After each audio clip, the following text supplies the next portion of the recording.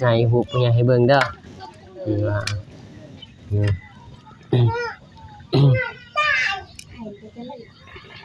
แจ้งอยู่บ่น้องเอ้ยโอ้ยโอ้น้องบุษบาก็บ่มีเน็ตเอ้าน้องจันทนาชื่ออยู่บ่เพิ่นเป็นคนใหญ่สูงเนาะแต่ใหญ่สิว่าใหญ่ก็บ่ได้แบบว่าสัมพอดีเลยแบบว่าธรรมดาเป็นคนสูงเนาะเลยคนธรรมดานั่นไงยังคือบ่ทันเฒ่ายังหนุ่มยังหนุ่มเอาเบิ่งให้ชัดเอาน้องเอื้อยทองมีผู้บ่ไผนี่พ่อบุญทองบ่ได้ได้บ่ฮู้ขอบุญทงชื่อบ่บุญทงชื่อนี่ชื่อบ่ชื่อนี่แหละเพิ่นให้เบิ่งเวลาไปทางนอกเห็นเพิ่นพอได้ชื่อหั่นนะพอได้ชื่อหน้าจำตา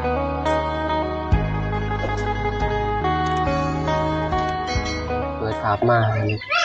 อยู่บ้านน้องพินน้องจันทนาเห็นมั้ยเขามาตอนค่อยค่ำลงแรงหลังจากออกมาแต่บ้านน้องบ่วันเห็นมั้ยก็เห็นทางน้องพินแล้วก็น้องจันทนาเพิ่นปอกหน่อไม้เห็นมั้ยแต่ว่าสายไปหาแล้วบอนปานใหม่บ่เห็นเห็นมั้ยไปนำหาว่าสิหาหน่อไม้ซอยแต่ว่าบ่เห็นพอดีเขามาออกมาแต่บ้านน้องบ่วันก็เลยเห็นทางน้องพินน้องจันทนาเห็นมั้ยปอกหน่อไม้ไล่เห็นมั้ยก่อนอื่นก็กราบทักทายสบายดีและสวัสดีเด้อพ่อแม่พี่น้องเมื่อสักครู่ทุกคนก็ยินดีต้อนรับเข้าสู่ช่องเบาสายแนลคือเก่าคือเดิมไปเลยโอเคพี่น้องเดี๋ยวสิถ่ายบรรยากาศการปอกหน่อไม้น้องพินแล้วก็น้องจันทนากับน้องมุสบาเดี๋ยวแล้วก็ไปพี่น้องสบายดีเด้อเบิดทุกคนสบายดีเด้อสบายดีเด้อสบายดีเว้ยเอาเรื่องส่งมันนะมื้อนี้สบายดีน้องถอยสบายดีเป็นบ่ถูเบิ่งถูอ่ะได้ก็ถูเบิ่งเป็นบ่ถูเบิ่งแกสิเฮ็ดได้ค่าทุกอย่างนั่งดีเด้อนั่งดีเด้จังได๋บ่ทันสังเกตยังนั่งอยู่ถึงซ้ำพอดีแล้วสิถ่ายรูปมันก็ถึกแท้นี่นั่งอยู่เด้อไปหาอยู่ไสน่ะใหม่นี่เซละน้องโอ้ห้องเพลงเลยจ้ะบ่ต้องเอาตัวหันเด้อเป็นห้องเพลงเซละน้องน้องจันทนาบ่คือเห็นห้องเพลงอยู่แม่บ่เป็นอีเอาตัวหันกันนั่งเด้อคำว่าน้องพินก็เห็นอยู่ได้เดี๋ยวนี้ห้องเพลงห้องหยังเลยได้เลยเพิ่นมีความสุขเนาะเพื่อนกันแล้วเดี๋ยวมีความสุขเลยแล้วนี่แหละอยากเห็นบรรยากาศนี่ความสุขเห็นรถแล่นยังบ่ได้เพิ่นอยากเลี้ยวเบิ่งบ่ฮู้ว่ามักอันนั้นหรือว่าอันนี้บ่ฮู้ก็มักเลี้ยวเบิ่ง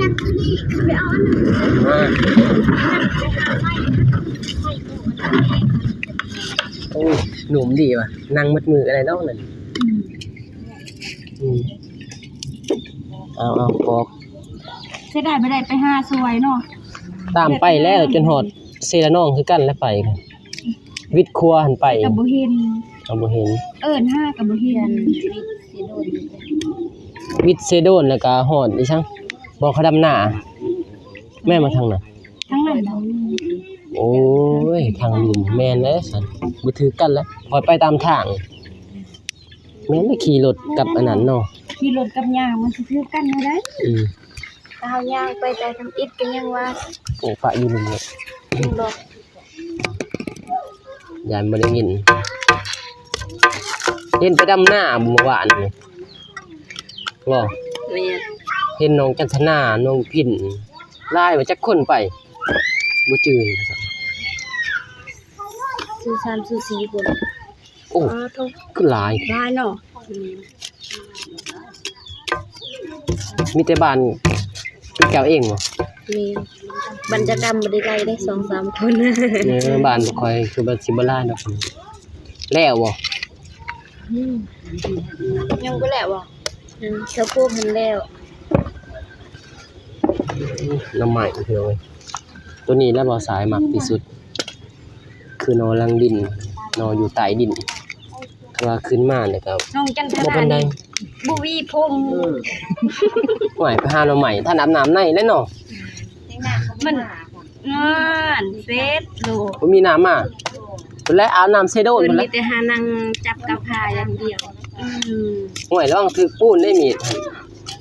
ไปเป็นหมู่แล้วน้องจันทนาเนาะไปเป็นหมู่ละซาวเนาะ แม่นแล้วตอนนั้นพินไปคนเดียวเจอบ่าวรัดฉันดีอีกแล้ว ก็มีดอกยานพีเด้ ก็ลาอยู่ ก็ส่วนอยู่ดอกว่ามากระทางว่าตัวเองบ่ไปก็สิอยู่ก็ได้เอาไปเอามาเพิ่นนำเลยพอสรุปจะไป ก็เป็นห่วงนะสาวแล้วเนาะ แม่ แห่งงาม ละซาวก็ให้งามเด้มีความสุขเนาะบ่ทุกข์ใจเด้อเด้กันก็แล้วเลย มื้อใดสิขึ้นอีกวันนี้ ถ้าบ่เตียงเลย โอ้จังน้อยว่าเตียงลงมาแล้วพี่น้องเอ้ยเป็นแจงอยู่ เพิ่นว่าสิมาลาวไก่ เป็นอยู่เตียงแจงอยู่สิลงมา โอ้ยมีดนี่ก็บ่เข้าอีหลีจันทนาเอ้ย จากมือใดแล้วโอ้ลืมเอามาเงาะก่อนมาฝากได้นี่มีทงเดียวสํพี่น้องเอ้ยมีแต่ว่ากินน้ำกันเด้อน้องกินน้องจันทนาเด้อเอาแบ่งกันกินนั่นแหละเอา ใจหลายๆเด้อบ่ไปกินกัน มีแต่ว่ากินน้ำกันเพราะว่าอยู่ใกล้กันติ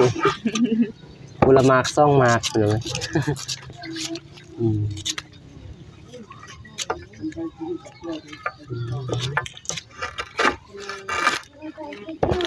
มาแต่ส่งสั่งสังกะสีให้น้องบัววัน เดินมาแว เลยมาแว มาแวตั้งแต่ บ่ 5โมงแล้ว เออ ไปหาหน่อไม้นำไปนำห้าก็บ่เห็น คันมาไว้กว่านี้สิมีคักนะคือสิลายเนาะ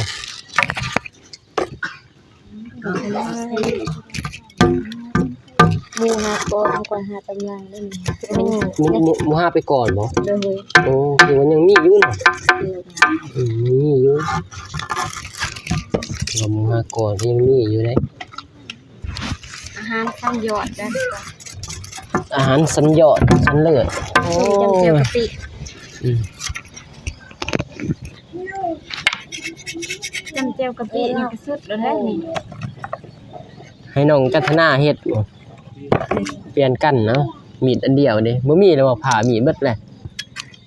เอาผ่าก็ได้คันบ่มีมีดก็ช่วย ถ้ามันใหญ่โพด มันใหญ่แล้วหมดแล้วตัวอ่อน ตัวอ่อนนี่ยังเบิดแล้วบ่อยู่แล้วโดนอะไรพี่น้องเอ้ยบ่ห้ามบ่ได้มาหาบ่ได้มาแวะลินเจอได้กับน้องจันทนาเห็นก็มีแต่แนมเบิ่งก้ายจุยห้วยไปไสเด้แต่ว่าน้องพินนี่บ่เห็นพี่น้องพอบ่ใส่เขามาพุ่นสัตว์ไปพุ่นเลย บ่ได้แว มีแต่น้องจันทนานี่สิเห็นเดียวเบิ่งเลยก้ายอันนั้นก้ายเมื่อก็เรียกเบิ่งเงยคอขึ้นว่าแนวเคยอัปเดตน้องเพิ่นเด้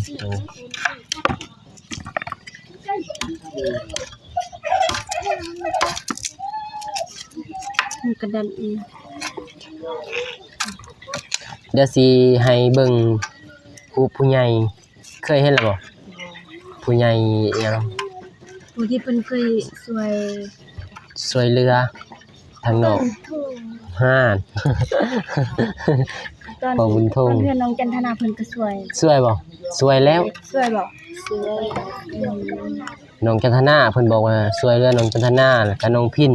เพราะว่าบ่ได้ให้เบิ่งเด้น้องพินมีแต่น้องบ่วันได้เบิ่งเลยได้หู เนาะ เบิ่งบ่อยากเบิ่งบ่ห่วยผู้ใหญ่เนาะสำหรับแรกก็เป็นพ่อซะเนาะ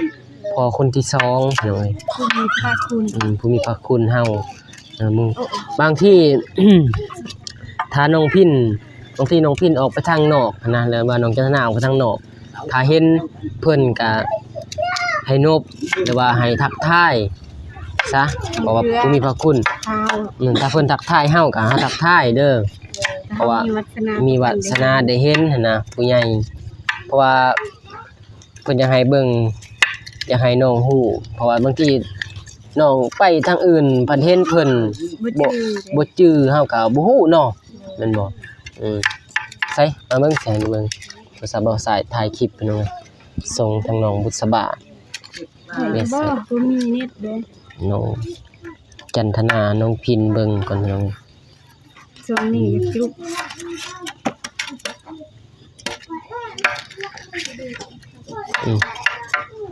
คือบ่เห็นแหละพี่น้อง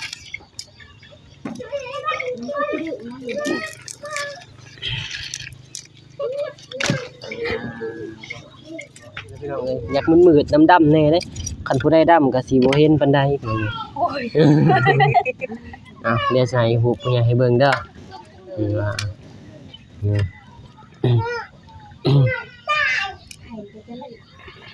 แจ้งอยู่บ่พี่น้องเอ้ยโอ้น้องบุษบาก็บ่มีเน็ตเอ้าน้องจันทนาชื่ออยู่บ่ เพิ่นเป็นคนใหญ่สูงเนาะ แต่ ว่าใหญ่สิว่าใหญ่ก็บ่ได้แบบว่าสัมพอดีเลยแบบว่า แบบธรรมดา เป็นคนสูงเนาะเลย คนธรรมดานั่นไง ยังคือบ่ทันเฒ่า ยังหนุ่ม ยังหนุ่ม ๆเอาเบิ่งให้ชัดเอาน้องเอื้อยทองมีผู้บ่ไผนี่ พอบุญทอง บ่ได้ได้บ่ฮู้ เห็น ขอบุญทงชื่อบ่บุญทงชื่อนี่ชื่อบ่ชื่อนี่แหละเพิ่นให้เบิ่งเวลาไปทางนอกเห็นเพิ่นพอได้ชื่อหั่นนะพอได้ชื่อหน้าจำตาบัดเห็นเพิ่นพอเพิ่นอยากให้น้องพินน้องจันทนาเบิ่งบางทีมีบุญวาสนาได้พ่อเพิ่นก็มีเด้แต่ว่าเฮาบ่ฮู้หรือว่าอยู่ แล้วบ่ฮู้ว่าเพิ่นอยู่ไส มีแต่เบิ่งเอาไว้แล้ว แล้วนึกใส่สมอง บ่แม่นแล้วเฮาเบิ่งสิอันนั้นแบบสิจื้อบ่ว่าเนาะ เคยเห็นแป๊กเปิด ถ้ามันเพิ่นเฮาก็บ่จื้อ ปกติแล้วมันดนเรียบร้อยพี่น้องเอ้ยเห็นแล้ว เฮาก็ได้เห็นผู้มีพระคุณเด้ไฟเลย ไฟมันส่องเมืองเดียวคันเฮาเอากล่องมาทางนี้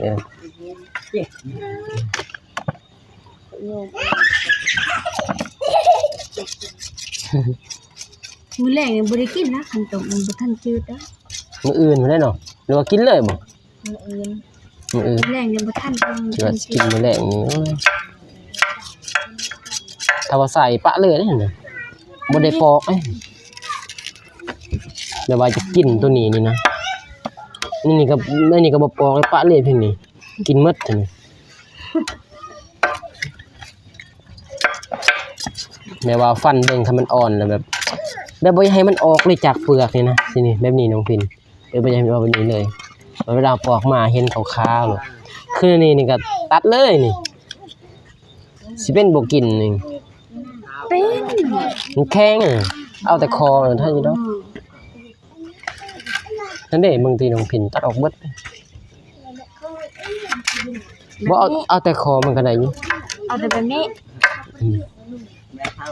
แบบนี้นี่สิแซ่บ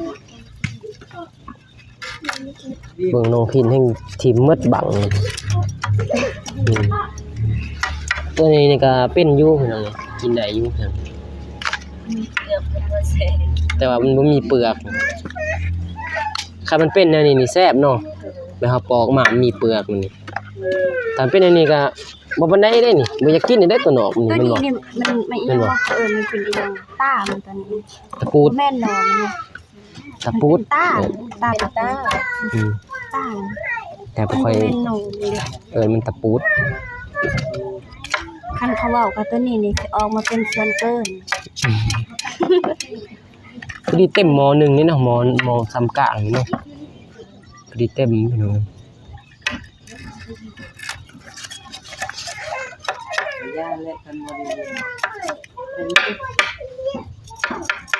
สบายแล้ววันนี้มันจะหาแนวอยู่แนวกินแน่นอนชีวิตบัดนี้หาแต่แนวอยู่แนวกิน มี ไป ความสุข คันว่ามี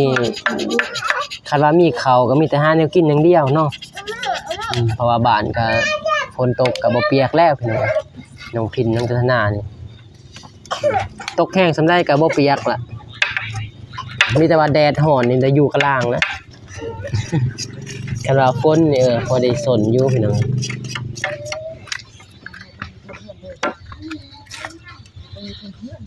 คนพอได้สุนอยู่ดอก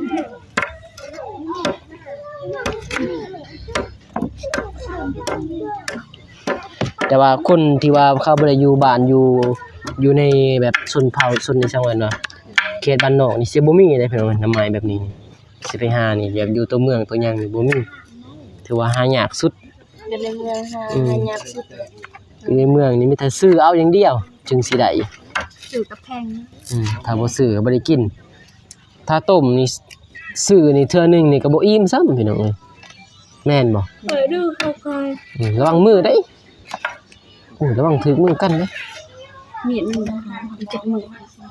มีดบ่เข้าอยู่แต่ว่าถึกมือนี่จวดนั่นเด้ จวดอีเลย ถึกมือนี่บ่อยู่เลยพี่น้องเอ้ย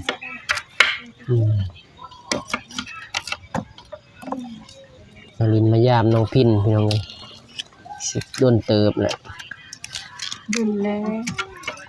ทุ่มแต่กับหน้าหมุกมุน น้องพินลงแล้วบ่หน้าน้องพิน ยัง อืม กะบ่ทันสุน กะทางสูงเห็นไปดำหน้าพี่น้องเอ้ยแต่เบาสายยังหน้าอยู่นี่กับเบามิกก็ยังพี่น้องเอ้ยบางทีมื้อดำก็สิมาหาน้องพินนะหาได้บ่ทางนี้แต่ว่าหาแล้วก็กินข้าวกินน้ำอยู่หั่นนะบ่ฮู้ สลายคอมมาบ่ว่าทำจ้างบ่ ครับจ้าง แม่ เบาสายบ่มีเงินติสิจ้าง อีกอ่ะคือเนาะคือสิบ่ได้คนเลย กับเบามิกนี่บ่มีเงินแล้วพี่น้องเอ้ยเพราะว่าไปหาถ่ายก็อีหลาอีเหลือเลยพี่น้องเอ้ยคือเบามิกก็เงินยังทันได้จาก YouTube ซ้ำพี่น้องเอ้ย บ่ใส่ก็เงินแต่ เงินจาก YouTube ก็พอจะใช้น้ำมันรถไปช่วยคนพี่น้องเอ้ยถ้าบ่มีเงินนี่ก็บ่เป็นสิใช้น้ำมันรถ เป็นจะสวย เนาะแม่นอยู่ว่า จันทนาให้ไว้ดำนา บ่ได้บังคับว่ามีว่าบ่ได้บังคับให้ไปซอยเนาะแต่ว่าเฮามักหั้นนะพี่น้องเอ้ยมักเห็นรอยยิ้มของคนที่ว่าถูกผู้ใหญ่ช่วยเหลือแล้วเฮาดีใจนำพี่น้อง เฮามักสายนี้ อืม แบบเป็นสะพานบุญนะเพราะว่าเขาอยากเฮ็ดอันอื่นก็ได้อยู่มันก็ได้แต่เงิน ไปรับจ้างรับบ่ายก็ได้อยู่ ก็ได้อยู่ทำใส่น้ำมูกน้ำมันซื้ออยู่ซื้อกินก็ได้แต่เฮามักแบบไปแบบนี้ไปช่วยเหลือคนเฮาได้ทั้งบุญแล้วก็เงินก็สิว่าพออยู่ผู้กินว่าก็บ่ได้ก็ได้มันบ่ได้ใส่น้ำมันรถ